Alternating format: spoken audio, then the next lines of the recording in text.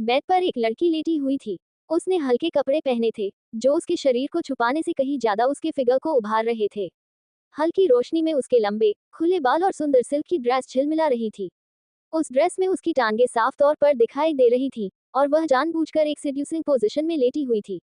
कमरे में फैली मोमबत्तियों की हल्की रोशनी उसके शरीर की परछाई को और भी उभार रही थी। आ गए तुम, मैं तुम्हारा ही इंतजार कर रही थी, श्रेया ने धीरे से उसकी ओर देखते हुए कहा। हर्ष ने अपनी आंखें घुमाते हुए बेड की ओर देखा। लड़की का चेहरा साफ था। वह कोई और नहीं, बल्कि श्रेया थी। मगर हर्ष ने उसे इस वक्त यहाँ अपने घर पर एक्सपेक्ट नहीं किया था। हर्ष एक पल को ठिठक गया। श्रेया ने अपने पैर थोड़े से घुमाए, उसकी ड्रेस सरक गई, और अब तो उसके थाइज भी साफ दिख रहे थे। उसकी आंखों में शरारत थी, और चेहरे पर हल्की मुस्कान। श्रेया, ये सब क्या है?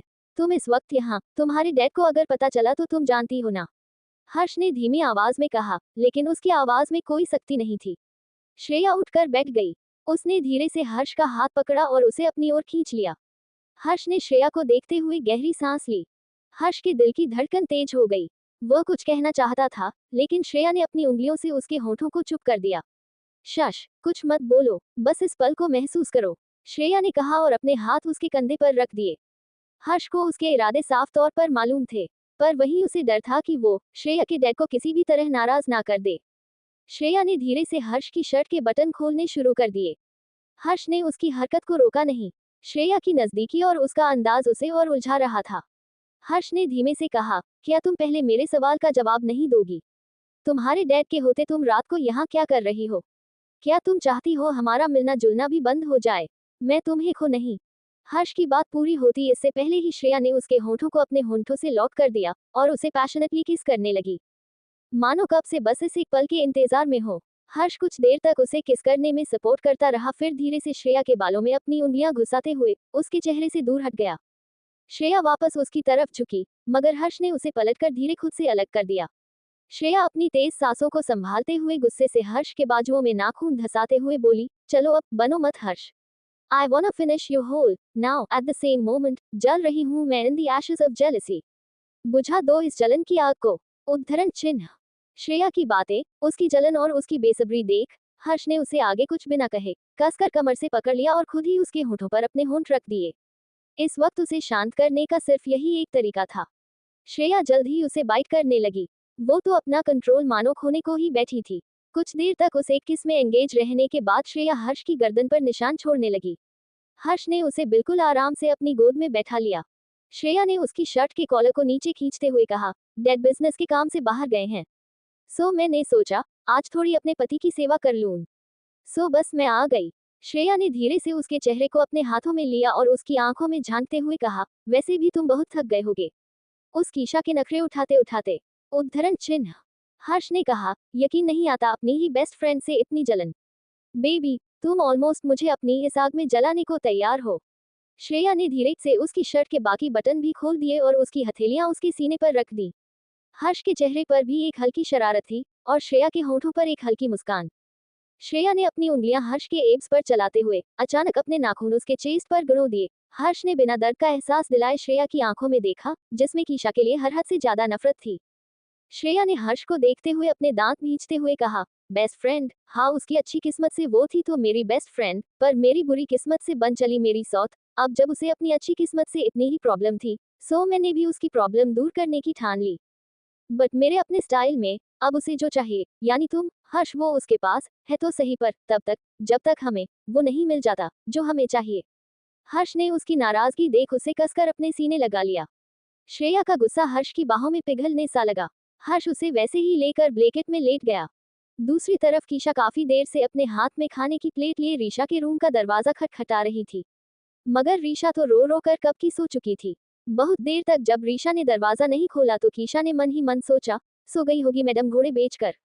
बबा व्रत मेरा था और खाना बिना खाए मैडम सो रही हैं।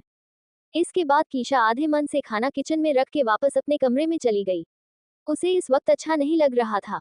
कीशा उदास हो रही थी। सब कुछ सही होने के बाद भी वो पूरी तरह खुश नहीं हो पा रही थी। अब तक घर के सभी लोग वैसे ही सो चुके थे। कीशा भी सोने की कोशिश कर रही, मगर उसे बार बार रीशा का ख्याल आ रहा था। कीशा उदास इसलिए क्योंकि गुस्से में उसने रीशा को काफी कुछ कह दिया था। धीमी आवाज में कीशा ने खुद से कहा, रिशु पक्का नाराज होगी मुझसे। कुछ ज्यादा ही चिल्ला दिया था मैंने। सो कीशा मैडम, कल के दिन का सबसे इम्पोर्टेंट काम रीशा मैडम को मनाना। हम सो अभी सोने की कोशिश करते हैं। इतना कहते हुए कीशा सोने की कोशिश करने लगी। लाइफ केयर हॉस्पिटल में लगभग आधी रात का समय आरोही अपने वार्ड में इस वक्त सोई हुई थी। बंद आंखों के साथ वो थोड़ी थोड़ी देर में बेचैन सी हो रही थी और बार बार हिल रही थी। कोमल भी उसके पास ही बैठी उसके बेड पर सिर रखकर सो रही थी। तभी उसके कानों में आरोही के कुछ बुदबुदाने की आवाज सुनाई दी। उसकी आवाज से कोमल की नींद अचानक टूट गई। नींद से बाहर आने पर कोमल ने आरोही को देखा। उसकी आंखें बंद थी जब उसके होंठ फड़क रहे थे। आरोही नींद में कुछ बुदबुदा थी, मगर उसके शब्द साफ नहीं थे। कोमल ने ध्यान से सुनने की कोशिश की।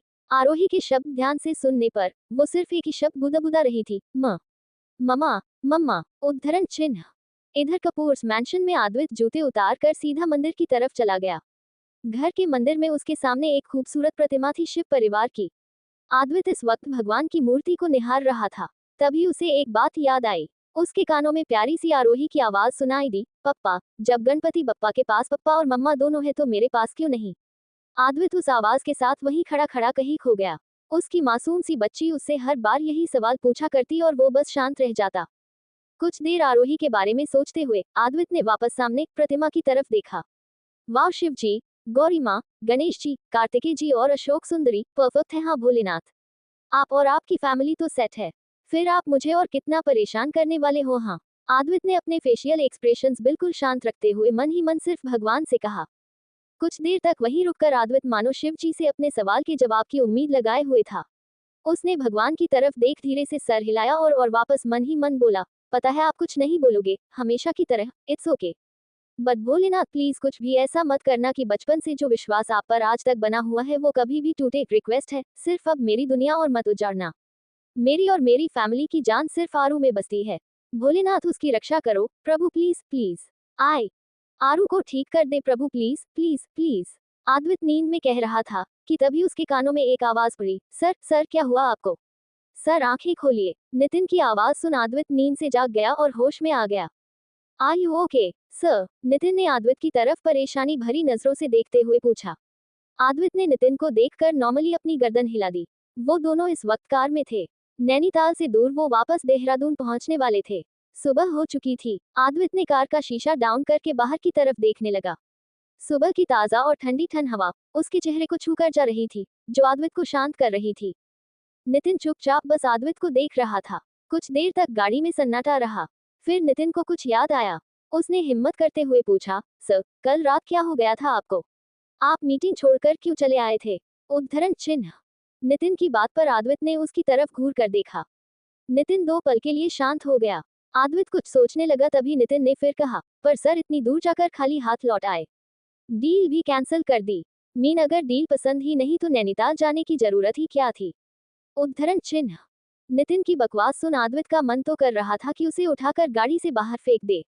तभी नितिन को कीशा का ध्यान आया और उसने हंसते हुए कहा, सर, वैसे भी जब बिल्ली रास्ता काट दे तो कोई काम बन भी कैसे सकता है। उद्धरण चिन्ह। ये सुनते ही अद्वैत को भी याद आया कि जब वो नैनीताल जा रहा था तब उसकी गाड़ी कीशा की कार से टकराई थी। अगले ही पल ये सोचकर अद्वैत गुस्से में लाल हो गया। खिड़की से बाहर झांकते हुए अद्वैत धीमे से खुद में ही बोला, सब कुछ उस जंगली बिल्ली की वजह से ही हुआ होगा एक्चुअली। श्वेता भी। कहते हुए अद्वैत अचानक रुक गया।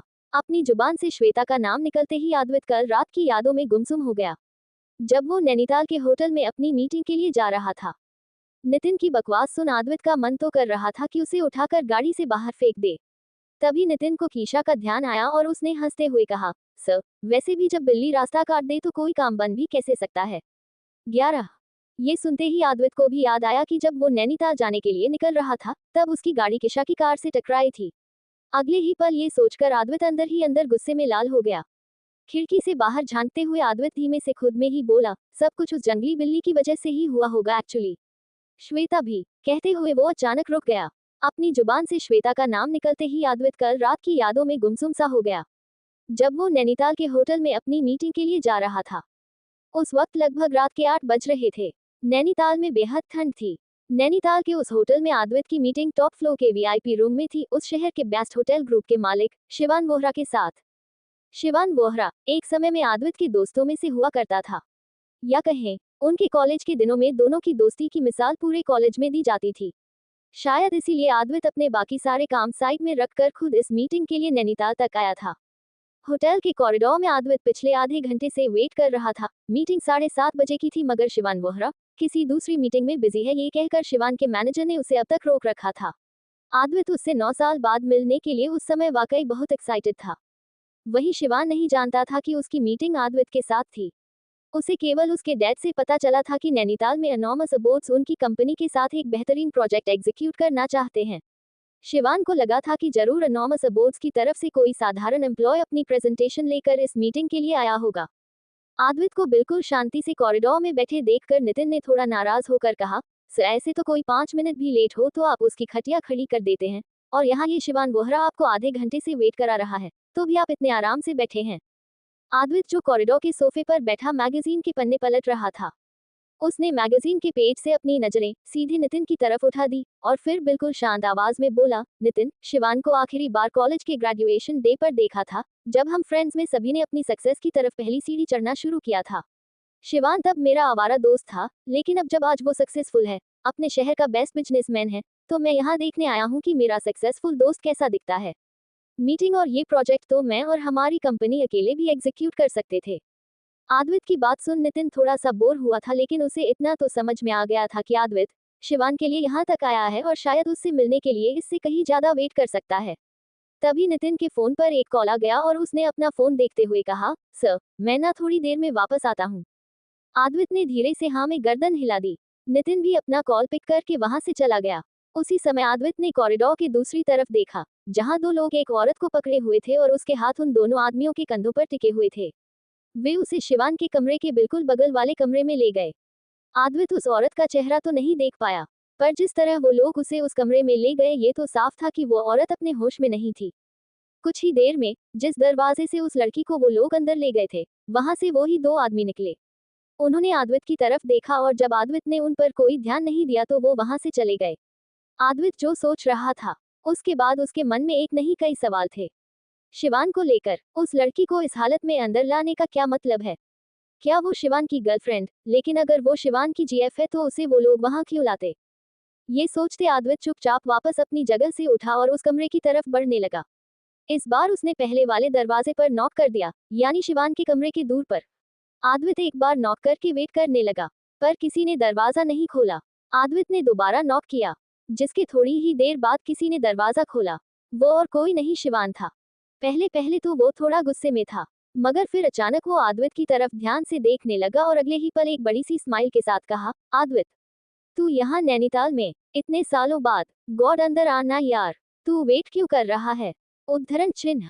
आद्वित ने भी स्माइल करते हुए उसे साइड हक करते हुए शिवान को टॉन्ट करते हुए कहा, अंदर तो मैं कभी का आ जाता, वो बस आपके मैनेजर ने कहा कि आप किसी मीटिंग में बिजी हैं।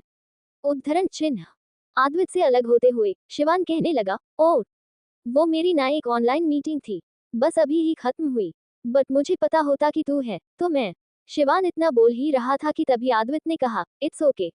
इनफैक्ट अगर तुझे पता होता कि मैं तुझसे मिलने के लिए आया हूँ, तो तेरा ये रिएक्शन कैसे देखता मैं? उद्धरण चिन्ह। दोनों रूम के अंदर आए और आद्वित ने बैठते हुए कहा, वैसे I am here for my business meeting mister Shivaan Vora, बड़े आदमी हो गए हैं आप ही। हाँ, शिवान ने हंसते हुए कहा, ऑल राइट, बट काम बाद में, पहले मुझे मेरे दोस्त से मिलने दे। हमने तो बस इस शहर में नाम कमाया है, तू तो पूरे देश में और शायद उसके बाहर भी जाना जाता है। उद्धरण चिन्ह। शिवान जब ये कह रहा था तो उसने नोटिस किया कि आद्वित रूम में हर तरफ बड़ी गौर से देख रहा है। ये देख शिवान ने हिचकिचाते हुए पूछा, क्या हुआ भाई, मेरे रूम को ऐसे स्कैन क्यों कर रहा है? उद्धरण चिन्ह। इस पर आद्वित ने बात टालते हुए कहा, कुछ नहीं, बस इस रूम का आउटलुक देख रहा था, काफी कमाल है। आद्वित की बात सुन शिवान ने स्माइल करते हुए कहा, लिटरली कॉलेज छोड़ते वक्त इमेजिन भी नहीं किया था कि आगे चल के साथ काम करेंगे। जबकि आद्वित की नजरें अब भी पूरे रूम में घूम रही थी। वो क्या देख रहा था ये तो वो ही जाने। ये देख शिवान थोड़ा अजीब महसूस कर रहा था।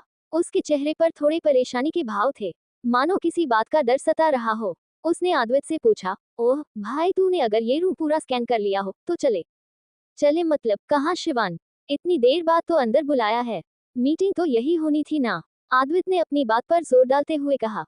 आद्वित की बात सुनकर शिवान थोड़ा हिचकिचाया। उसे आद्वित का इस वक्त यहाँ होना मानो पसंद न आ रहा हो। आद्वित उसकी आंखों में झांकते हुए बड़े आराम से उसकी हिचकिचाहट समझ रहा था। उसने अब तक इतना तो समझ लिया था कि शिवान ने ही रूम के पार्टीशन एरिया में उस लड़की को बुलाया है, जिससे ये तो साफ था ही कि उस लड़की के साथ कुछ अच्छा नहीं ही होगा। आद्वित मन ही मन ये सब सोच रहा था। उसे ना जाने क्यों उस लड़की की इतनी चिंता हो रही थी। तभी शिवान ने हंसते हुए कहा, ओफो मेरे दोस्त, तू भले ही मुझसे मिलने काम के बहाने से आया हो, बट मैं तुझे देखकर अभी काम के मूड में तो बिल्कुल नहीं हूँ। सो नीचे चल, first let's have coffee together, फिर meeting, discussion, project and all. Shivan की हंसी से ऐसा लग रहा था जैसे वो बहाना कर रहा हो। इतना कहकर वो आद्वित की तरफ देख रहा था और आद्वित उसे ऐसे देख रहा था मानो उसने कुछ सुना ही ना हो। कुछ देर तक अद्वैत शिवान को केवल देखता रहा, फिर सिंपली बोला, ओके चलते हैं। शिवान बाहर जाने को मुड़ा, तभी आद्वित ने आगे कहा, but before that I need to use the restroom. किधर है? इतना कहते हुए आद्वित अपनी जगह से उठकर साइड में लगे दरवाजे को खोल दिया। शिवान उसके सवाल पर पीछे पलटा तो देखकर हैरान रह गया। आद्वित ने बाथरूम की जगह दूसरा दरवाजा खोला था। आद्वित की नजर फौरन पार्टीशन एरिया के दूसरी तरफ बेड पर बंधी उस लड़की पर गया। आद्वित ने फौरन अचंभित होते हुए शिवान की तरफ देखा। Oh, I am sorry for the wrong choice, but may I know ये लड़की कौन है? उद्धरण चिन्ह। शिवान के चेहरे पर डरे हुए से एक्सप्रेशंस थे, फिर उसने खुद को नॉर्मल दिखाते हुए कहा, वो मेरी गर्लफ्रेंड है। उद्धरण चिन्ह। ओह, गर्लफ्रेंड है। आद्वित ने सांस बाहर छोड़ते हुए कहा, बट इसे बांध कर क्यों रखा है, वो भी इतनी बुरी तरह से? डोंट थिंक ये रस्सियां जरा भी रोमांटिक वाइब्स दे रही हैं। इस बार आद्वित की बात में अलग ही इशारा था। जाहिर था कोई भी अपनी गर्लफ्रेंड को नशे की हालत में ऐसे मोटी रस्सियों से हाथ पैर बांध कर क्यों रखेगा। आद्वित उस एरिया में अंदर चला गया। शिवान, इतना तो शो है ये तेरी गर्लफ्रेंड नहीं है, अब बता कौन है? शिवान के पास कोई जवाब नहीं था, लेकिन उसे आद्वित पर गुस्सा आ रहा था। उसने आद्वित की बाजू पकड़ते हुए कहा, भाई देख, तू इस मैटर से बाहर रह। इस साली ने परेशान करके रख दिया है, वैसे भी आज बहुत मुश्किल से हाथ आई हैं। आद्वित ने शिवान की बातों पर ध्यान नहीं दिया, वो उस लड़की का चेहरा देखने की कोशिश कर रहा था जो दूसरी तरफ था। इस वक्त वो बेहद गुस्से में था, क्योंकि शिवान इतने साल बाद भी लड़कियों को लेकर जरा नहीं बदला। आद्वित गुस्से में ये सोच रहा था, तभी शिवान ने उसका चेहरा जबरदस्ती अपने तरफ घुमाते हुए कहा, आद्वित तू उधर क्या देख रहा है? इधर सुनना, मेरा क्या था कि ये लड़की बहुत पसंद थी मुझे। पटाने की हर कोशिश की, लेकिन अब बस 4 साल से इसकी नहीं नहीं नहीं सुन सुन के थक गया हूँ। साली 2 कौड़ी की मॉडल मानने का नाम ही नहीं ले रही, तो बस उठवा लिया। उसकी इतनी बात सुनते ही आद्वित ने उसके चेहरे पर कसकर एक कंटाप चढ़ दिया। शिवान उस कंटाप से झन्ना गया। वो जब तक संभल पाता तब तक आद्वित ने कहा, शिवान तू पागल है क्या? अगर वो तुझे मना कर रही है तो इसका ये मतलब कहाँ से निकला कि तू उसे जबरदस्ती उठवा ले? क्या करना क्या चाहता है इसके साथ? उद्धरण चिन्ह। शिवान को गुस्सा तो काफी आया, लेकिन उसने वापस आद्वित की तरफ देखकर कहा, देख आद्वित, इसके लिए इतनी सिंपैथी दिखाने की जरूरत नहीं है।